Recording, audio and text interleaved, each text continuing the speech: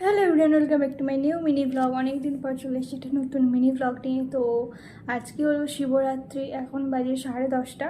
তো আমি সকাল সকাল স্নানটা করে নিয়েছি, কারণ এখন বাড়ির ঠাকুরকে পুজোটা করে নেবো।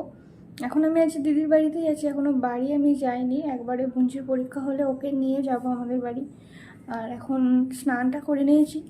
তো আগে বাবা ভোলানাথকে, ঘরে যে ভোলানাথ আছে তাকে পুজো করব, মালা ফালা গাঁথবো। তারপর বিকালে যাব একটা মন্দিরে জল ঢালতে। আলতা কালকে সন্ধ্যাবেলাতেই পরে নিয়েছি, কিন্তু জলেতে একদম হাফ আলতা একদম ধুয়ে চলে গেছে। পুজোর সব সরঞ্জাম একদম রাখা আছে। আর এই চিকচিকিতে আকন্দ ফুল আছে, আমি এখন আকন্দ ফুলের মালাটা বসে বসে গেঁথে নেবো।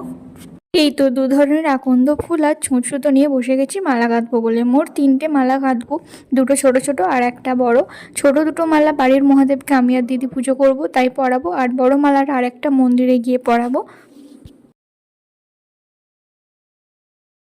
এই তো আমার মালাও গাঁথা হয়ে গেছে, আর এদিকে পুজোর সব জোগাড়ও হয়ে গেছে। বামুন ঠাকুর এলেই পুজোয় বসে যাওয়া হবে, এবং আমি আর দিদি পুজোটা করে নেবো, জল ঢালবো, পুষ্পাঞ্জলিও দিয়ে দেবো।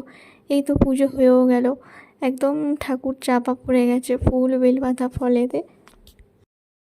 শিবরাত্রি উপলক্ষে এটাই ছিল একটা ছোট্ট মিনি ব্লগ। ভালো লাগলে অবশ্যই একটা লাইক করো। কে কে শিবরাত্রি করলে অবশ্যই কমেন্ট করে জানিও, আর সাবস্ক্রাইব করে পাশে দেখো। আজকের মতো টাটা।